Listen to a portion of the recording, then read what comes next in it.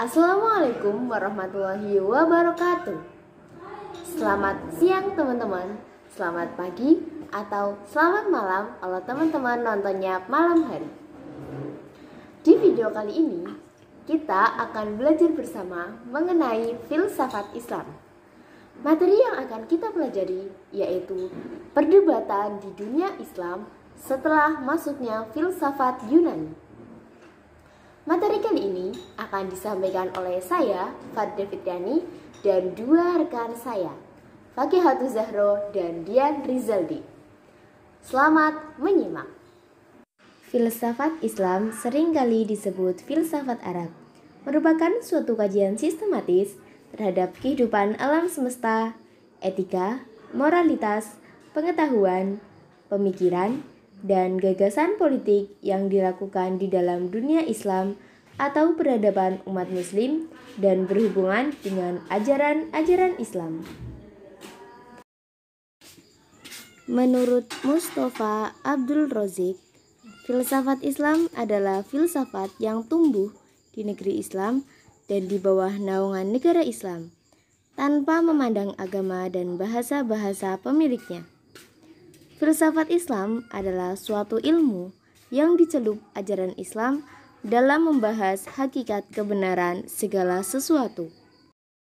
Dr. Ibrahim Maskur mengatakan, filsafat Arab bukanlah berarti bahwa ia adalah produk suatu ras atau umat. Dengan demikian, filsafat Islam mencakup seluruh studi filosofis yang ditulis di bumi Islam, apakah ia hasil karya orang-orang Islam atau orang-orang Nasrani ataupun orang-orang Yahudi. Fuad Al-Ahwani. Baik, kita lanjutkan pembahasan selanjutnya. Pembahasan selanjutnya itu mengenai hubungan filsafat Yunani dengan filsafat Islam. Di sini perlu kita ketahui bahwasannya secara sejarah filsafat Barat itu lahir di Yunani. Sedangkan filsafat Islam itu lahir di wilayah bekasannya orang-orang Yunani. Mengapa demikian? Karena pada saat itu dijelaskan bahwa ada perluasan politik di kawasan Eropa. Nah, karena pada masa kekhalifahan Islam itu mengalami perluasan wilayah. Nah, wilayah tersebut mencakup Eropa, Afrika, China, maupun Asia. Nah, lahirnya filsafat Islam itu di luar Arab. Lahirnya filsafat Islam itu di luar daerah Arab, di luar wilayah Arab. Nah, tentunya budaya-budaya yang ada di daerah tersebut, di wilayah tersebut, itu pasti berbeda dengan budaya-budaya yang ada di dalam dunia Islam. Nah, filsafat Islam itu lahir pada abad kedua dan abad ketiga Hijriah, atau sekitar abad ke-9 atau ke-9 dan abad ke-10 Masehi. Dan ini pada masa kekhalifahan Bani Abbas atau Bani Abbasiyah. Pada masa tersebut itu sudah muncul ilmuwan yaitu Al-Kindi. Lalu hubungan antara filsafat Yunani dan filsafat Islam itu memiliki 3 ranah. Dan yang pertama yaitu ranah kulturasi. Apa itu ranah kulturasi? Nah, yakni ketika ada dua budaya yang berbeda namun saling berhadapan. Nah, di sini ada budaya orang-orang Islam atau budaya Islam dan budaya non-Muslim. Itu saling berhadapan. Terus ada pula budaya Timur Tengah. Budaya Timur Tengah yang bisa dikatakan Eropa dengan budaya Eropa yang asli. Itu saling berhadapan atau bersinggungan. Nah, di sini bagaimana cara penyelesaiannya? Nah, cara penyelesaiannya itu dimulai dari adanya penerjemahan karya-karya filsafat Yunani. Nah, karya-karya tersebut penyelesaiannya itu dimulai dari adanya penerjemahan karya-karya filsafat Yunani. Nah, karya-karya tersebut itu sudah mulai ada terjemahannya. Ya, tentunya apa? Nah, kenapa diterjemahkan? Ya, karena untuk dipelajari, untuk dikaji, dan untuk dibaca, lalu diambil hikmahnya. Ya, contohnya seperti hanya karya-karya pemikir Syria. Nah, karya-karya pemikir Syria ini sudah terbit, kemudian diterjemahkan ke dalam bahasa Arab. Nah, seperti contoh, itu ada ilmu filsafat dan ilmu kedokteran. Nah, tujuannya apa? Ya, tujuannya untuk dipelajari, dipahami, dan ketika ada keilmuan-keilmuan itu dapat dimanfaatkan. Kemudian di area Greco-Oriental, itu sebelah utara dan sebelah timur, ada penerjemahan tentang ilmu kimia, ilmu astronomi, ilmu filsafat, dan ilmu alam. Selanjutnya, itu ranah yang kedua, yaitu ranah integrasi. Apa itu ranah integrasi? Yakni ketika muncul pengakuan terhadap kebermaknaan suatu budaya oleh budaya lain, lalu aspek-aspek perbedaan antara keduanya itu coba dihilangkan. Nah, kenapa dihilangkan? Ya, agar tidak ada bentrok atau saling, mohon maaf di sini budaya integrasi tadi itu ketika muncul pengakuan terhadap kebermaknaan suatu budaya oleh budaya lain. Nah, lalu aspek-aspek perbedaan antara keduanya itu coba dihilangkan. Nah, mengapa dihilangkan? Yaitu supaya tidak ada terjadinya kebentrokan.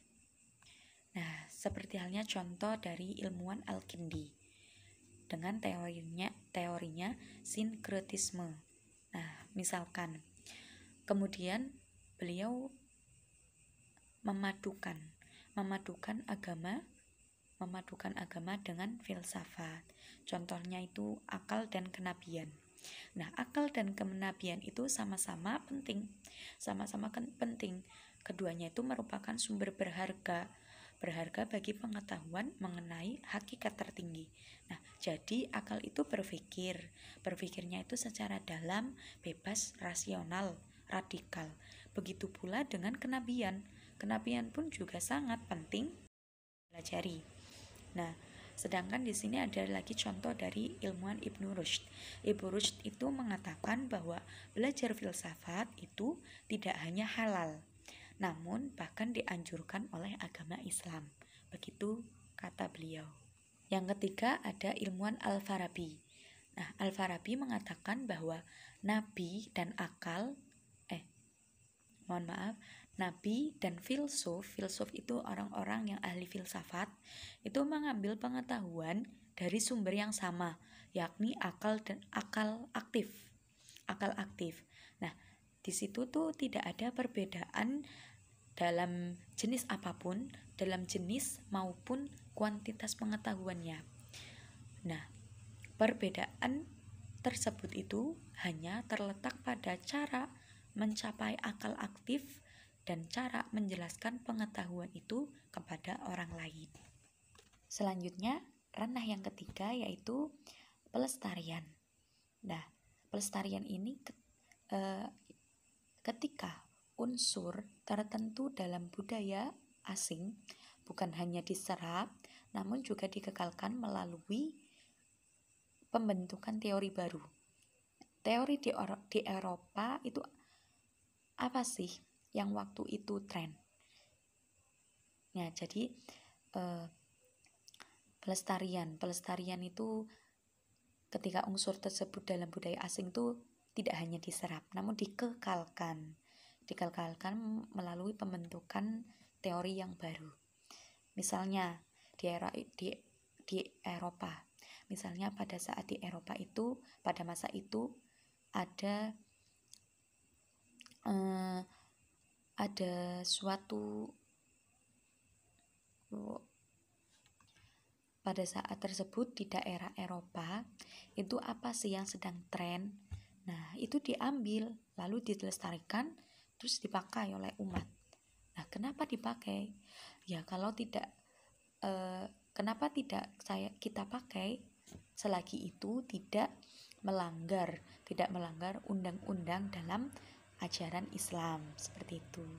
Seperti halnya di sini ilmuwan Al-Kindi misalnya mengakui bahwa dirinya itu rela menjadi perawi dan penerjemah warisan budaya Yunani. Nah, dalam Almages karya Ptolemy, Tuhan itu dijelaskan sebagai pemilik sifat yang tetap, sederhana, dan tidak dapat dibagi. Nah, baik, selanjutnya kita membahas mengenai perbedaan antara filsafat Yunani dengan filsafat Islam. Di sini ada beberapa perbedaan mengenai filsafat Yunani dan filsafat Islam dari berbagai macam segi. Masuk yang pertama yaitu dari segi metode berpikirnya. Di sini filsafat Yunani itu dalam metode berpikir dalam filsafat Yunani itu instrumen yang dijadikan alat untuk mencari kenyataan dalam sebuah kebenaran adalah menggunakan nalar.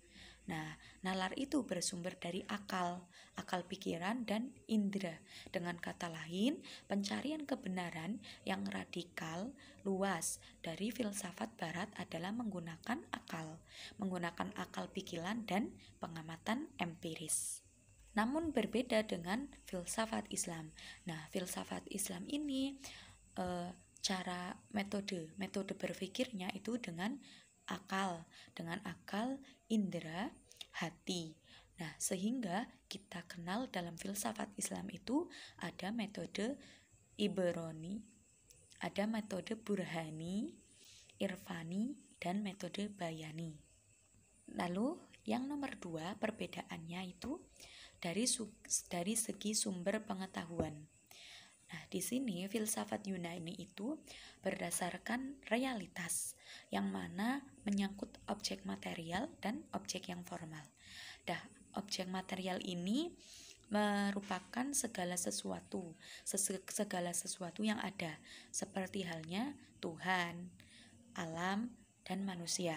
Sedangkan objek formal itu memandang segala sesuatu dari sudut hakikatnya. Nah, contohnya di sini. Nah, manusia sebagai objek kajian filsafat. Nah, dapat dikaji dari berbagai sudut pandang. Manusia itu dapat dikaji dari sudut interaksinya dalam hidup bermasyarakat. Nah, sudut pandang tersebut disebut sudut pandang sosiologis. Lalu, sedangkan filsafat Islam dari segi sumber pengetahuannya itu memadukan antara realitas dengan wahyu. Nah, artinya di sini selain memandang realitas juga bersumber kepada Al-Quran dan hadis. Itu perbedaan antara filsafat Yunani dengan filsafat Islam dari segi sumber pengetahuannya. Kemudian yang nomor 3, perbedaan dari segi tipikal berpikir. Nah, filsafat Yunani ini tipikal berpikirnya rasional, empiris, dan teoritis. Nah, maksudnya di sini itu mereka memiliki tipe mengandalkan akal dan nalar. Nah, di sini juga mereka memakai indera dari pengamatan apa yang dilihat. Kemudian teoritis itu mereka lebih cenderung kepada teori-teori ilmiah. Sedangkan filsafat Islam itu orang-orang ahli atau pakar filsafat itu memiliki tipe berpikir mengintegrasi rasional dan transendental dan spiritual. Nah, jadi pada filsafat Islam, para filosof ini tidak berhenti pada alur yang berpikir secara rasional saja, namun dilanjutkan menjadi transendental, terus berlanjut lagi menjadi spiritual. Jadi antara filsafat Yunani dan filsafat Islam dari segi tipikal berpikirnya berbeda. Dari Yunani itu rasional, empiris, dan teoretis. sedangkan filsafat Islam itu rasional, lalu transendental, dan spiritual. Dan nomor yang 4, perbedaan dari segi orientasi pemikiran. Nah, filsafat Yunani ini orientasi pemikirannya hanya pada kepentingan dunia saja, sedangkan filsafat Islam itu orientasinya itu memadukan kepentingan dunianya dan ukhrawinya. Selanjutnya yaitu perbedaan dari segi objek kajian. Filsafat Yunani ini cenderung objek kajiannya adalah mencakup manusia dan alam. Sedangkan filsafat Islam, objek kajiannya itu mencakup terkait ketuhanan, kenabian, manusia, dan alam. Nomor 6, ada perbedaan dari segi motivasi berfilsafatnya. Di sini filsafat Yunani itu dibangun atas dasar tradisi intelektual filsafat Yunani yang bersifat rasionalistik. Sedangkan filsafat Islam itu dibangun atas dasar tradisi sunnah Nabi dalam berpikir atau disebut filsafat profetik. Selanjutnya perbedaan dari segi dasar rujukan. Nah, di sini filsafat Yunani, dasar rujukannya itu mengajak pada pemikiran filsafat Yunani. Sedangkan filsafat Islam, dasar rujukannya adalah pemikiran filsafat Yunani, dalil Al-Quran, dan hadis. Dan terakhir, perbedaan antara filsafat Yunani dengan filsafat Islam terdapat dari segi komitmen filosof, komitmen para ahli filsafat. Di sini filsafat Yunani itu cenderung ingin menguasai alam. Para filosofnya itu cenderung ingin menguasai alam. Sedangkan filsafat Islam itu para filosofnya cenderung ingin mencapai keselamatan dan kedamaian dengan komitmen Qur'ani. Demikian hubungan antara filsafat dan Yunani serta perbedaan antara filsafat Islam dan Yunani yang dapat saya jelaskan. Apabila terdapat kesalahan dan apabila terdapat kekurangan, saya memohon maaf kepada teman-teman semuanya. Demikian presentasi dari kelompok kami, kurang lebihnya mohon maaf. Terima kasih kepada teman-teman yang sudah menonton. Wassalamualaikum warahmatullahi wabarakatuh.